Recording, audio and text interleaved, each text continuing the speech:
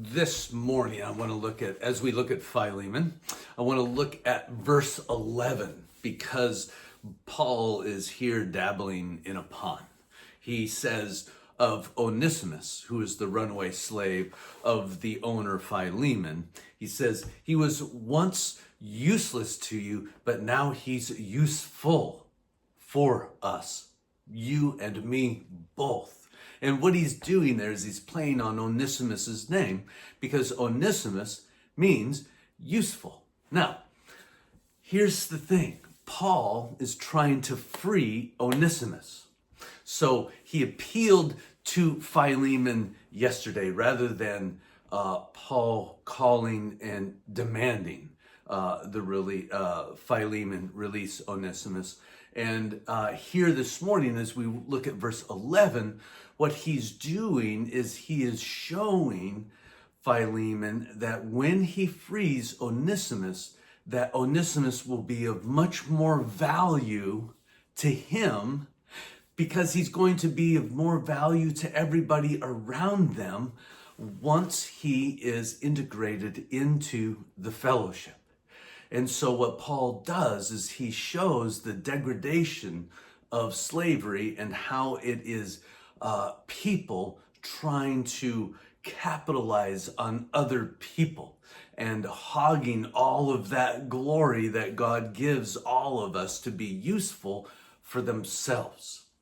Now, you also, I probably should mention this, is realize that the slavery back then was pervasive and it was all over the world and everybody did it, but it also wasn't quite as racial, but it was certainly as degrading, right? So I don't think we put such a racial emphasis on it because of our struggle in the last 100 years here in America, but understand that it was just as degrading back then as it was in the last 100 years, but it wasn't quite as pointed at a race as we had in the beginning of our country. And so, moving on, the idea here that we see in Philemon, that will be the slow motion explosion that breaks up this whole idea of humanity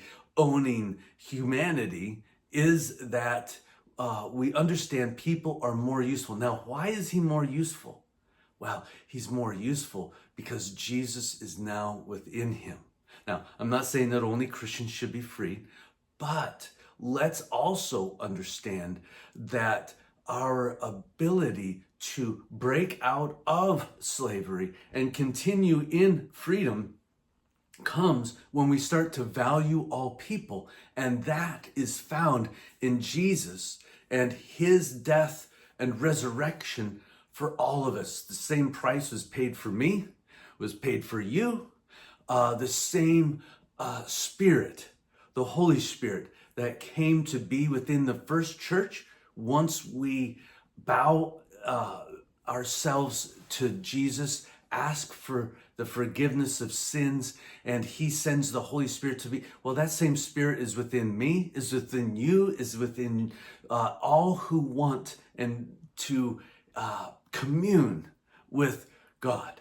And so what happens is we actually become a value. You see the value. We don't have to just pretend the value is there. Is all of a sudden we're enlivened and spirited, if you will, by the Holy Spirit. And what we see is value coming out of everybody. And then once that starts to happen, it's this slow motion explosion, right? Is that we see there is a very limited value, if not a negative value in slavery, but with freedom being enlivened by the Holy Spirit comes great value in all of us.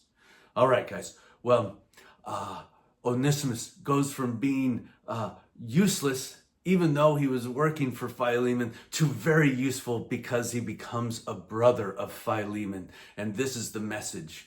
Again, that's that slow motion explosion. Okay, guys, we'll see you tomorrow. God bless.